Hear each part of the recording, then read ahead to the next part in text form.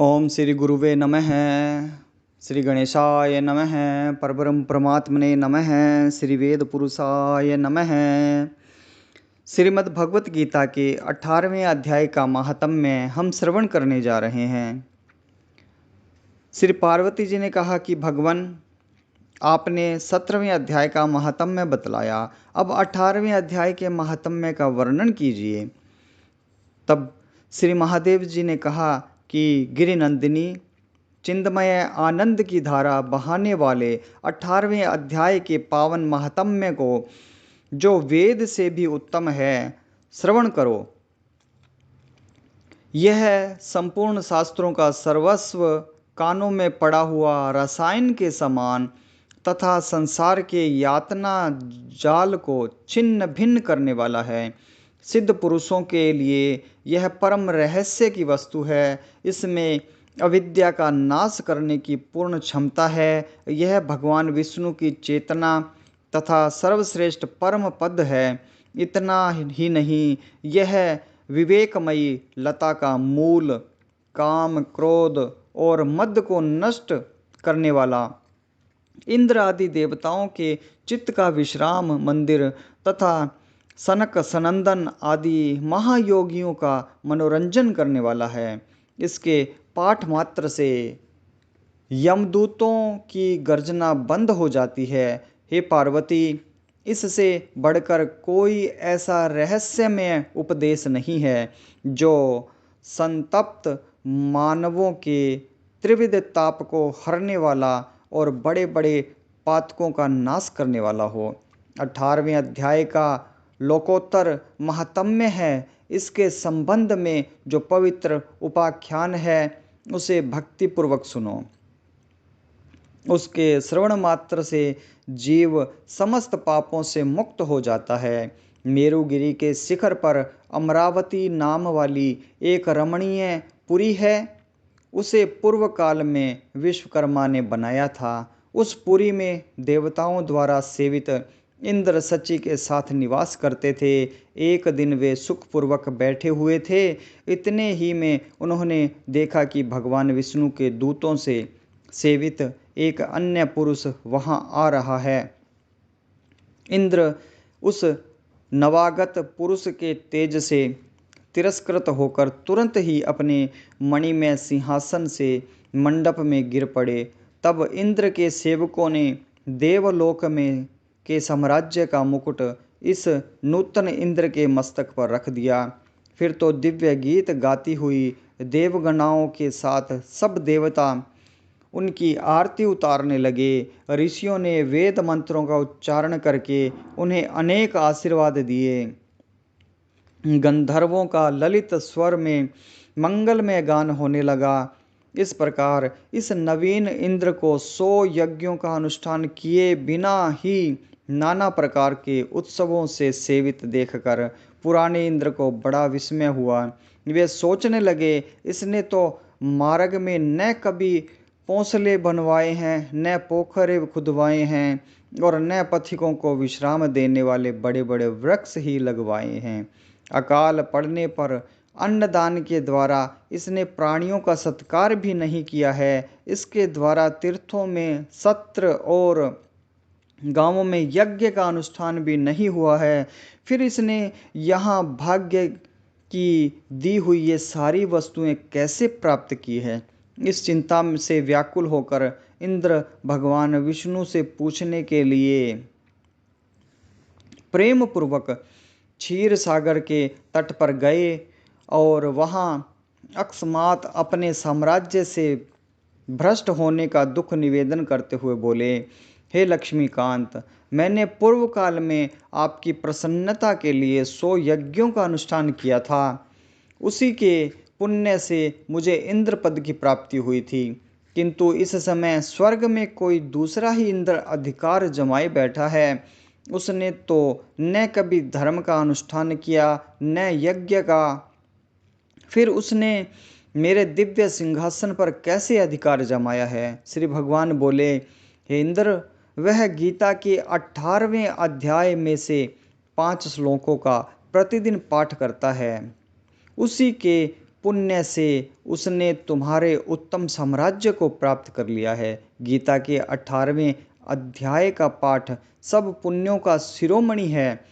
उसी का आश्रय लेकर तुम भी अपने पद पर स्थिर हो सकते हो।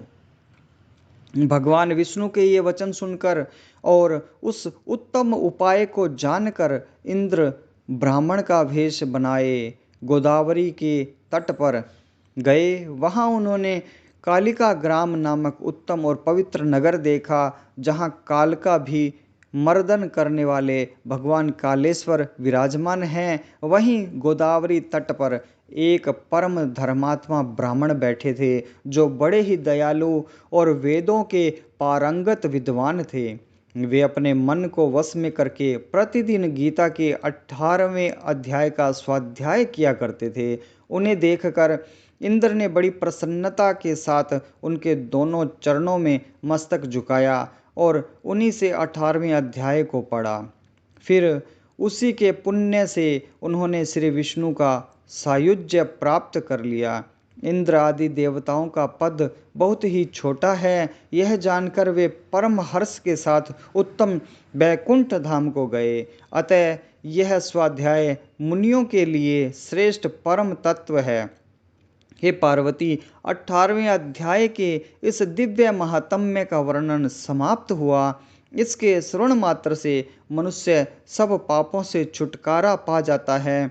इस प्रकार संपूर्ण गीता का पापनाशक महात्म्य बतलाया गया है। हे महाभागे, जो पुरुष श्रद्धायुक्त होकर इसका श्रवण करता है, वह समस्त यज्ञों का फल पाकर अंत में श्री विष्णु का सायुज्य प्राप्त कर लेता है। बोलिए शंकर भगवान की जय हो, नारायण भगवान की जय हो। यह हमने श्रीमद् भगवत गीता के 18वें अध्याय का महात्म्य का श्रवण किया है। अब हम 18वें अध्याय का श्रवण करने जा रहे हैं। ओम श्री परमात्मने नमः। उसके उपरांत अर्जुन बोले कि हे महाभागो, हे महाबाहो, हे अंतर्यामिन, हे वासुदेव, मैं संन्यास और त्याग के तत्व को पृथक पृथक जानना चाहता हूँ। इस प्रकार अर्जुन के पूछने पर श्री कृष्ण भगवान बोले, हे अर्जुन, कितने ही पंडित जन तो काम्य कर्मों के त्याग को संन्यास जानते हैं, और कितने ही विचार कुशल पुरुष सब कर्मों के फल के त्याग को त्याग कहते हैं, तथा कई एक विद्वान ऐसे कहते हैं कि कर्म सभी दोषयुक्त है, इसलिए त्यागने के योग्य है, और दूसरे विद्वान ऐसे कहते हैं कि यज्ञ, दान और तप रूप कर्म त्यागने योग्य नहीं है। परंतु हे अर्जुन, उस त्याग के विषय में तू मेरे निश्चय को सुन। हे पुरुष श्रेष्ठ, वह त्याग सात्विक, राजस और तामस ऐसे तीनों प्रकार का ही कहा गया है, तथा यज्ञ, दान और तप रूप कर्म त्यागने के योग्य नहीं है, किंतु वह निसंदेह करना कर्तव्य है, क्योंकि यज्ञ, दान और तप यह तीनों ही बुद्धिमान पुरुषों को पवित्र करने वाले हैं। इसलिए हे पार्थ, यह यज्ञ, दान और तप रूप कर्म तथा और भी संपूर्ण श्रेष्ठ कर्म आसक्ति को और फलों को त्याग कर अवश्य करने चाहिए, ऐसा मेरा निश्चय किया हुआ उत्तम मत है। और हे अर्जुन, नियत कर्म का त्याग करना योग्य नहीं है, इसलिए मोह से उसका त्याग करना तामस त्याग कहा गया है। यदि कोई मनुष्य जो कुछ कर्म है वह सब ही दुख रूप है, ऐसे समझकर शारीरिक क्लेश के भय से कर्मों का त्याग कर दे, तो वह पुरुष उस राजस त्याग को करके भी त्याग के फल को प्राप्त नहीं होता है, अर्थात उसका वह त्याग करना व्यर्थ ही होता है। हे अर्जुन, करना कर्तव्य है ऐसे समझकर ही जो शास्त्र विधि से नियत किया हुआ कर्तव्य कर्म आसक्ति को और फल को त्याग कर किया जाता है, वह ही सात्विक त्याग माना गया है। अर्थात कर्तव्य कर्मों को स्वरूप से न त्याग कर उनमें जो आसक्ति और फल का त्यागना है, वही सात्विक त्याग माना गया है। हे अर्जुन, जो पुरुष अकल्याणकारक कर्म से तो द्वेष नहीं करता है और कल्याणकारक कर्म में आसक्त नहीं होता है, वह शुद्ध सत्व गुण से युक्त हुआ पुरुष संशय रहित, ज्ञानवान और त्यागी है, क्योंकि देहधारी पुरुष के द्वारा संपूर्णता से सब कर्म त्यागे जाने को शक्य नहीं है। इससे जो पुरुष कर्मों के फल का त्यागी है वही त्यागी है ऐसे कहा जाता है। सकामी पुरुषों के कर्म का ही अच्छा बुरा और मिला हुआ ऐसे 3 प्रकार का फल मरने के पश्चात भी होता है, और त्यागी पुरुषों के कर्मों का फल किसी काल में भी नहीं होता, क्योंकि उनके द्वारा होने वाले कर्म वास्तव में कर्म नहीं हैं।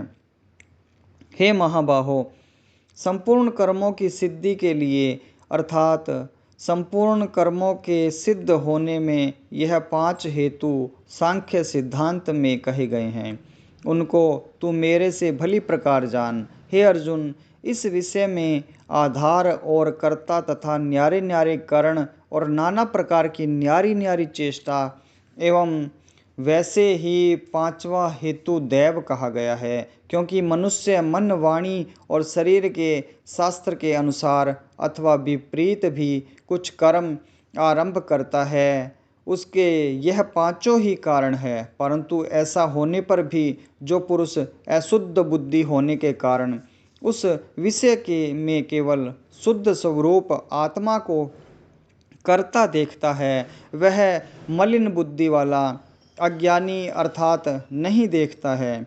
हे अर्जुन, जिस पुरुष के अंतःकरण में मैं करता हूँ ऐसा भाव नहीं है तथा जिसकी बुद्धि सांसारिक पदार्थों में और संपूर्ण कर्मों में लिपायमान नहीं होती, वह पुरुष इन सब लोकों को मारकर भी वास्तव में न तो मरता है और न पाप से बनता है। हे भारत, ज्ञाता, ज्ञान और ज्ञेय यह तीनों तो कर्म के प्रेरक हैं, अर्थात इन तीनों के संयोग से तो कर्म में प्रवृत्त होने की इच्छा उत्पन्न होती है, और कर्ता, करण और क्रिया यह तीनों कर्म के संग्रह हैं, अर्थात इन तीनों के संयोग से कर्म बनता है। उन सब में ज्ञान और कर्म तथा कर्ता भी गुणों के भेद से सांख्य शास्त्र में 3 प्रकार से कहे गए हैं, उनको भी तू मेरे से भली प्रकार सुन। हे अर्जुन, जिस ज्ञान से मनुष्य पृथक पृथक सब भूतों में एक अविनाशी परमात्मा भाव को विभाग रहित समभाव से स्थित देखता है, उस ज्ञान को तो तू सात्विक जान। और जो ज्ञान अर्थात जिस ज्ञान के द्वारा मनुष्य संपूर्ण भूतों में भिन्न भिन्न प्रकार के अनेक भावों को न्यारा न्यारा करके जानता है, उस ज्ञान को तू राजस जान। और जो ज्ञान एक कार्य रूप शरीर में भी संपूर्णता के सदृश आसक्त है, अर्थात जिस विपरीत ज्ञान के द्वारा मनुष्य एक क्षण भंगुर नाशवान शरीर को ही आत्मा मानकर उसमें सर्वस्व की भांति आसक्त रहता है, तथा जो बिना युक्ति वाला तत्व अर्थ से रहित और तुच्छ है, वह ज्ञान तामस कहा गया है। हे अर्जुन, जो कर्म शास्त्र विधि से नियत किया हुआ और कर्तापन के अभिमान से रहित फल को न चाहने वाले पुरुष द्वारा बिना राग द्वेष से किया हुआ है, वह कर्म सात्विक कहा जाता है। और जो कर्म बहुत परिश्रम से युक्त है तथा फल को चाहने वाले और अहंकार युक्त पुरुष द्वारा किया जाता है, वह कर्म राजस कहा गया है। तथा जो कर्म परिणाम, हानि, हिंसा और सामर्थ्य को न विचार कर केवल अज्ञान से आरंभ किया जाता है, वह कर्म तामस कहा जाता है। हे अर्जुन, जो कर्ता आसक्ति से रहित और अहंकार के वचन न बोलने वाला, धैर्य और उत्साह से युक्त, कार्य के सिद्ध होने और न होने में हर्ष शोकादि विकारों से रहित है, वह कर्ता तो सात्विक कहा जाता है। जो आसक्ति से युक्त कर्मों के फल को चाहने वाला और लोभी है तथा दूसरों को कष्ट देने वाले के स्वभाव वाला, अशुद्धाचारी और हर्ष शोक से लिपायमान है, वह कर्ता राजस कहा गया है। और विक्षेप युक्त चित्त वाला, शिक्षा से रहित, घमंडी, धूर्त और दूसरे की आजीविका का नाशक एवं शोक करने से के स्वभाव वाला, आलसी और दीर्घसूत्री है, वह कर्ता तामस कहा जाता है। हे अर्जुन, तू बुद्धि का और धारण शक्ति का भी गुणों के कारण 3 प्रकार का भेद संपूर्णता से विभाग पूर्वक मेरे से कहा हुआ सुन।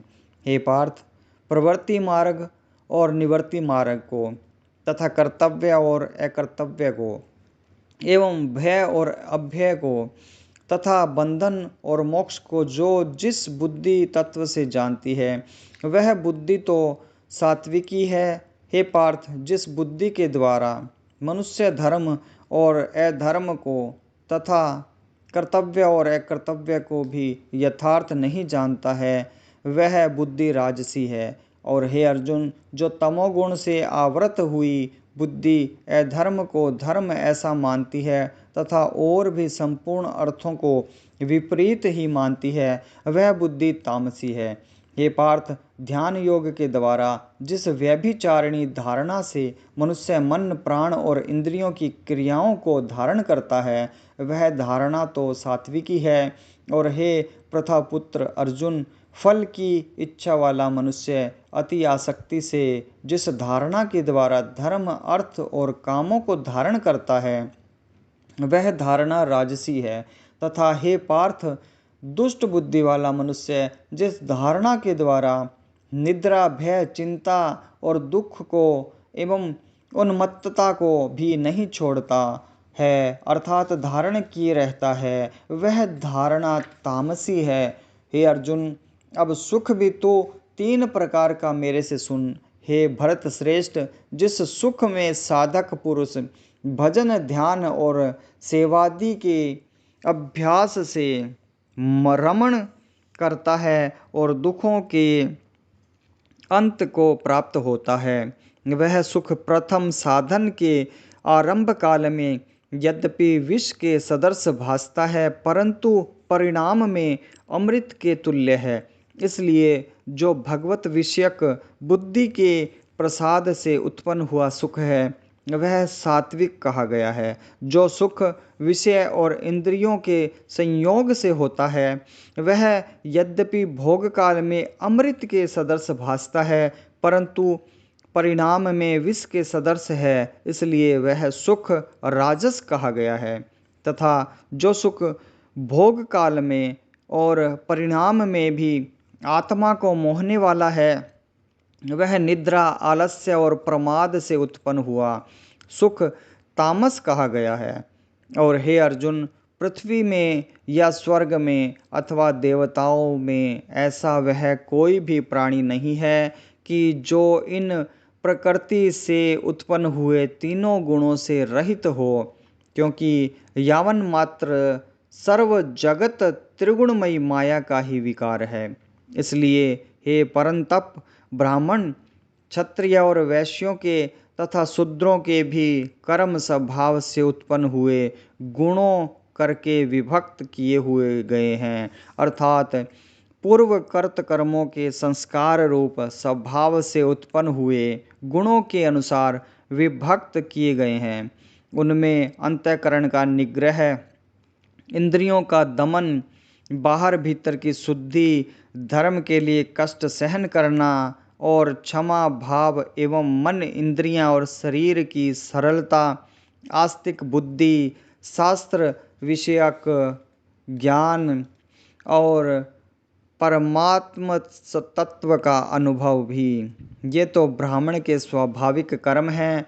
शूरवीरता, तेज, धैर्य, चतुरता और युद्ध में भी न भागने का स्वभाव एवं दान और स्वामी भाव अर्थात निस्वार्थ भाव से सबका हित सोचकर शास्त्र आज्ञानुसार शासन द्वारा प्रेम के सहित पुत्र तुल्य प्रजा को पालन करने का भाव, ये सब क्षत्रिय के स्वाभाविक कर्म है।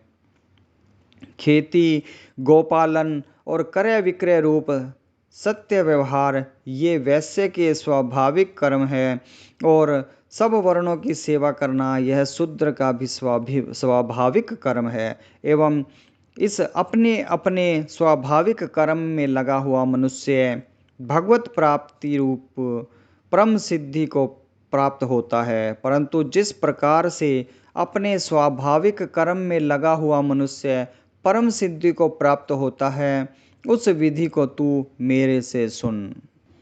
हे अर्जुन, जिस परमात्मा से सर्वभूतों की उत्पत्ति हुई है और जिससे वह सर्व जगत व्याप्त है, उस परमेश्वर को अपने स्वाभाविक कर्म द्वारा पूजकर मनुष्य परम सिद्धि को प्राप्त होता है। इसलिए अच्छी प्रकार आचरण किए हुए दूसरे के धर्म से गुण रहित भी अपना धर्म श्रेष्ठ है, क्योंकि स्वभाव से नियत किए हुए स्वधर्म रूप कर्म को करता हुआ मनुष्य पाप को नहीं प्राप्त होता।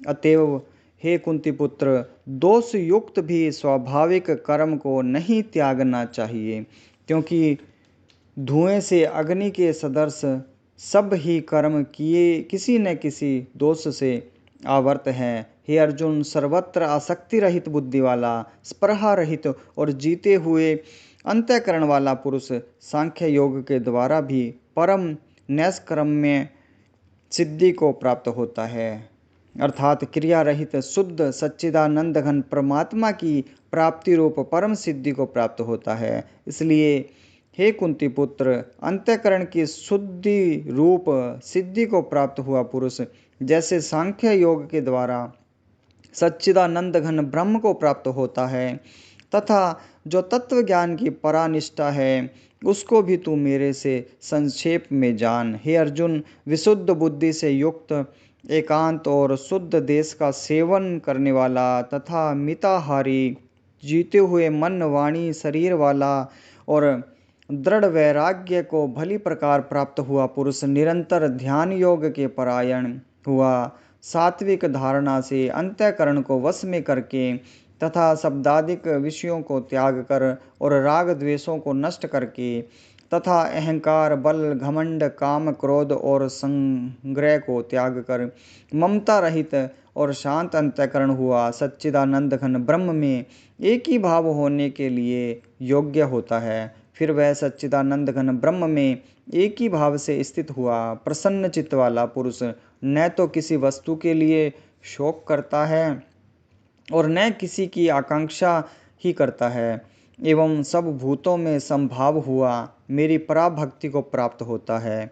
उस पराभक्ति के द्वारा मेरे को तत्व से भली प्रकार जानता है कि मैं जो और जिस प्रभाव वाला हूँ, तथा उस भक्ति से मेरे को तत्व से जानकर तत्काल ही मेरे में प्रवेश हो जाता है, अर्थात अनन्य भाव से मेरे को प्राप्त हो जाता है। फिर उसकी दृष्टि में मुझ वासुदेव के सिवा और कुछ भी नहीं रहता, मेरे परायण हुआ। निष्काम कर्मयोगी तो संपूर्ण कर्मों को सदा करता हुआ भी मेरी कृपा से सनातन अविनाशी परम पद को प्राप्त हो जाता है। इसलिए हे अर्जुन, तू सब कर्मों को मन में मेरे में अर्पण करके मेरे परायण हुआ, समत्व बुद्धि रूप निष्काम कर्म योग का अवलंबन करके निरंतर मेरे में चित्त वाला हो।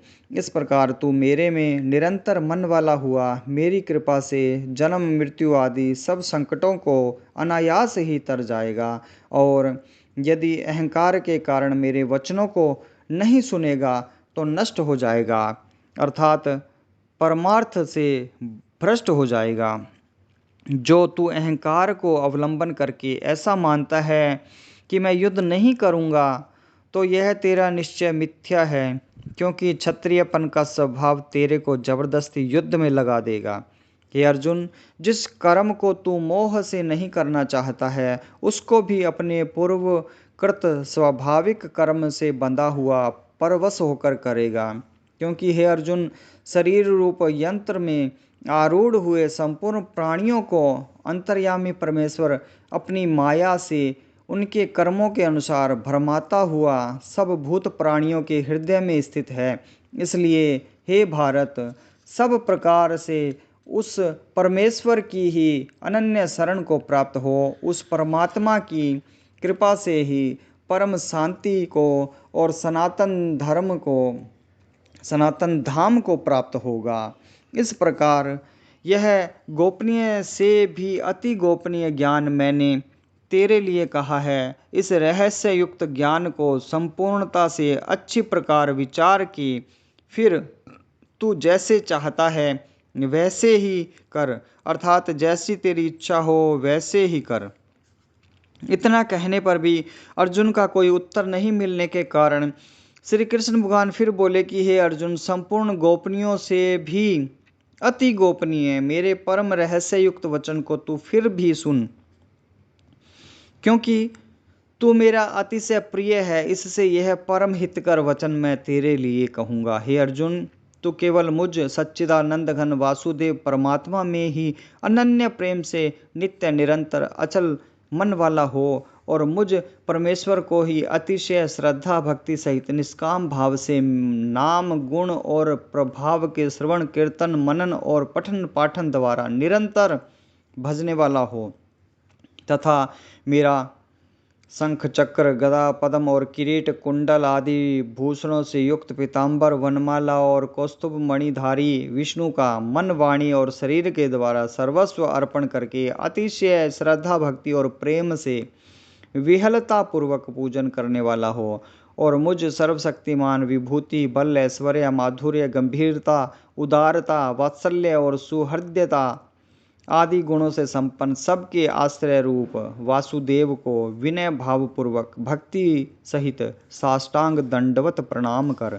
ऐसा करने से तू मेरे को ही प्राप्त होगा, यह मैं तेरे लिए सत्य प्रतिज्ञा करता हूँ। क्योंकि तू मेरा अत्यंत प्रिय सखा है, इसलिए सर्व धर्मों को अर्थात संपूर्ण कर्मों के आश्रय को त्याग कर केवल एक मुझ सच्चिदानंद घन वासुदेव परमात्मा की ही अनन्य शरण को प्राप्त हो। मैं तेरे को संपूर्ण पापों से मुक्त कर दूंगा, तू शोक मत कर। हे अर्जुन, इस प्रकार तेरे हित के लिए कहे हुए इस गीता रूप परम रहस्य को किसी काल में भी न तो तप रहित मनुष्य के प्रति कहना चाहिए और न भक्ति रहित के प्रति तथा न बिना सुनने की इच्छा वाले के ही प्रति कहना चाहिए, एवं जो मेरी निंदा करता है उसके प्रति भी नहीं कहना चाहिए, परंतु जिनमें यह सब दोष नहीं है ऐसे भक्तों के प्रति प्रेम पूर्वक उत्साह के सहित कहना चाहिए। क्योंकि जो पुरुष मेरे में परम स्नेह परम प्रेम करके इस परम रहस्य युक्त गीता शास्त्र को और भक्तों से में कहेगा, अर्थात निष्काम भाव से प्रेम पूर्वक मेरे भक्तों को पढ़ावेगा या अर्थ की व्याख्या द्वारा इसका प्रचार करेगा, वह निसंदेह मेरे को ही प्राप्त होगा और न तो उससे बढ़कर मेरा अतिशय प्रिय कार्य करने वाला मनुष्यों में कोई है और न उससे बढ़कर मेरा अत्यंत प्यारा पृथ्वी में दूसरा कोई होवेगा। तथा हे अर्जुन, जो पुरुष इस धर्म में हम दोनों के संवाद रूप गीता शास्त्र को पढ़ेगा अर्थात नित्य पाठ करेगा, उसके द्वारा मैं ज्ञान यज्ञ से पूजित होऊंगा, ऐसा मेरा मत है। जो पुरुष श्रद्धा युक्त और दोष दृष्टि से रहित हुआ इस गीता शास्त्र का श्रवण मात्र भी करेगा, वह भी पापों से मुक्त हुआ उत्तम कर्म करने वाला और श्रेष्ठ लोकों को प्राप्त होवेगा। इस प्रकार गीता का महात्म्य कहकर भगवान श्री कृष्ण चंद्र आनंद के साथ आनंदकंद ने अर्जुन से पूछा कि हे पार्थ, क्या यह मेरा वचन तैने एकाग्रचित से श्रवण किया? और हे धनंजय, क्या तेरा अज्ञान से उत्पन्न हुआ मोह नष्ट हुआ? इस प्रकार भगवान के पूछने पर अर्जुन बोले कि हे अच्युत, आपकी कृपा से मेरा मोह नष्ट हो गया है और मुझे स्मृति प्राप्त हुई है, इसलिए मैं संशय रहित हुआ स्थित हूँ और आपकी आज्ञा पालन करूँगा। इसके उपरांत संजय बोले कि हे राजन, इस प्रकार मैंने श्री वासुदेव के और महात्मा अर्जुन के इस अद्भुत रहस्य युक्त और रोमांचक कारक संवाद को सुना, कैसे कि श्री व्यास जी की कृपा से दिव्य दृष्टि द्वारा मैंने इस परम रहस्य युक्त गोपनीय योग को साक्षात कहते हुए भगवान योगेश्वर श्री कृष्ण भगवान से सुना है। इसलिए हे राजन, श्री कृष्ण भगवान और अर्जुन के इस रहस्य युक्त कल्याण कारक और अद्भुत संवाद को पुनः पुनः स्मरण करके मैं बारंबार हर्षित होता हूँ, तथा हे राजन, श्री हरि के उस अति अद्भुत रूप को भी पुनः पुनः स्मरण करके मेरे चित्त में महान आश्चर्य होता है और मैं बारंबार हर्षित होता हूँ। हे राजन, विशेष क्या कहूँ, जहाँ योगेश्वर श्री कृष्ण भगवान है और जहाँ गांडीव धनुषधारी अर्जुन है, वहीं पर श्री विजय विभूति और अचल नीति है, ऐसा मेरा मत है। बोलिए श्री कृष्णचंद्र भगवान की जय हो, नारायण भगवान की जय हो, शंकर भगवान की जय हो, श्रीमद् भगवत गीता महापुराण की जय हो।